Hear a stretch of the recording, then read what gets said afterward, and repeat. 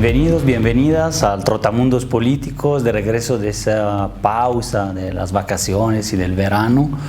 Y justo al haber yo estado allá en Italia, que es mi país, pues quisiera volver a hablar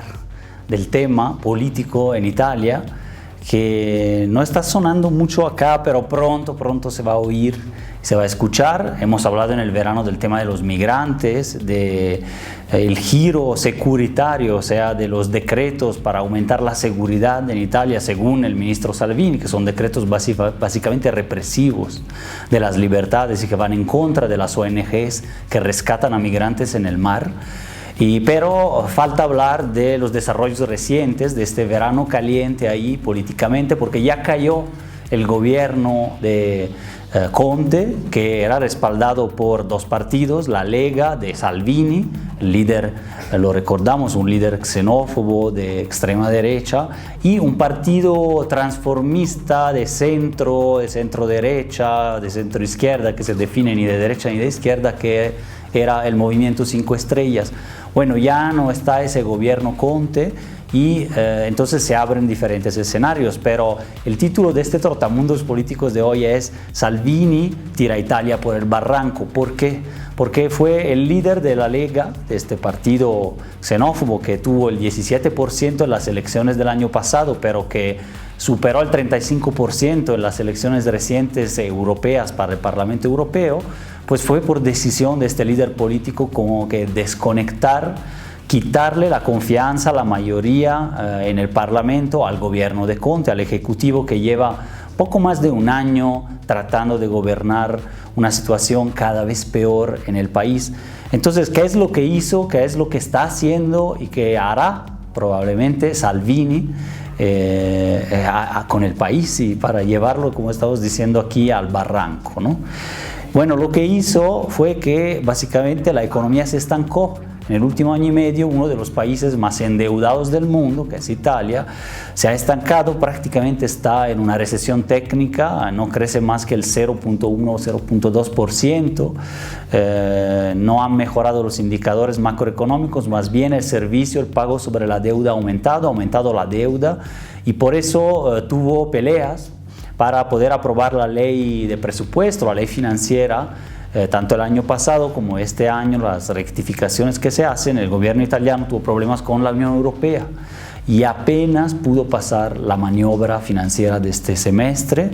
y lo que le esperaba al gobierno era pasar una maniobra financiera mucho más lágrimas y sangre, como se dice, mucho más dura a finales de año. Por eso también Salvini decidió básicamente tumbar al gobierno, y en la espera de tener a lo mejor nuevas elecciones en octubre, ya que su partido como que dobló los consensos en las europeas anteriores de esta primavera, y también parece que en los sondeos de opinión va muy bien, y entonces podría incluso llegar a gobernar solo, sin aliados. Entonces rompió con sus aliados del Movimiento 5 Estrellas, pero incluso logró aprobar dos decretos básicamente anticonstitucionales contra las libertades, los derechos humanos, que se llaman decretos de seguridad, como mencionaba yo al inicio de esta columna. También se peleó con la Unión Europea y trató el tema de los migrantes que llegan a las costas italianas de manera instrumental,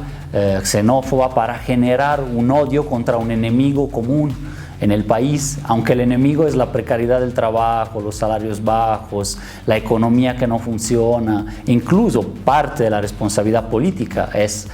ahí donde tenemos que encontrar la causa. Pues él desplazó el discurso hacia los migrantes y hacia la Unión Europea, en contra de, más bien. Y entonces también siguieron aprobando grandes obras,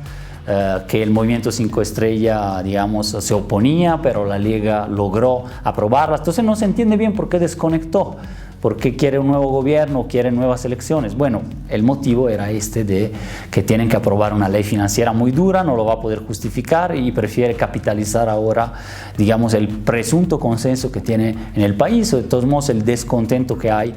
que podría llevarlo a gobernar solo, por ejemplo, el próximo año si gana las elecciones. Entonces, un personaje que se parece mucho en toda la construcción que hace mediática del discurso y política a un Trump y a un Bolsonaro, o sea, digamos así, un neoliberalismo autoritario con fuertes rasgos antidemocráticos. Entonces, ¿qué es lo que está haciendo en este momento? Van a pedir una moción de desconfianza, ahora hay vacaciones también ahí, pero pues el Congreso va a sesionar para desconfiarle, para quitarle la mayoría parlamentaria a Conte, que es el jefe de gobierno, y después se abren diferentes caminos. Uno, puede haber nuevas elecciones en octubre, porque el presidente de la República no logra constituir una nueva mayoría en el Parlamento para un nuevo gobierno, pero también puede darse el caso de que no haya elecciones y más bien dentro del Congreso se pongan de acuerdo otros partidos, por lo menos para aprobar la ley financiera y una reforma constitucional que está por ahí pendiente, que era de hecho muy importante, era reducir el número y los costos de los parlamentarios. Entonces podrían aprobar eso y luego ir a elecciones. Entonces se abren diferentes caminos, pero lo que espera Salvini sí son nuevas elecciones ya, lo más pronto posible para poder ganar.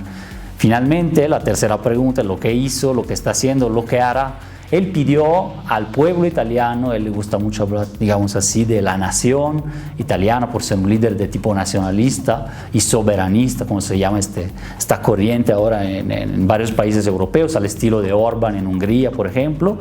Entonces apela a la nación para que le den plenos poderes.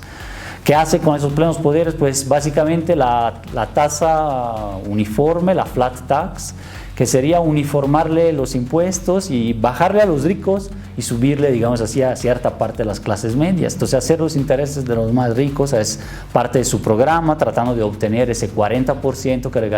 garantiza la gobernabilidad ahí en el país. Un Estado más securitario, sin duda más miedoso, una retórica más xenófoba, que se acerca a las democracias iliberales o antiliberales llamadas del este, de algunos países del este de Europa, como Hungría, que ya mencioné, y acercarse a Putin, o sea, a la Rusia de Putin en términos geopolíticos, imitando de alguna manera también el gobierno de Bolsonaro, en Brasil el gobierno de Trump. Entonces eso es lo que nos espera, digamos, por ahí en Italia, y puede tener repercusiones muy importantes sobre la Unión Europea en una época de Brexit. En octubre posiblemente vaya a haber ya un Brexit duro, es decir, sin tratado, sin acuerdo de Gran Bretaña, y entonces en una época de incertidumbres la tercera o cuarta economía de la Unión Europea, que es Italia, también puede ser una pieza importante del ajedrez europeo y global para futuro. Vamos a ver entonces qué pasa con Italia este otoño, básicamente.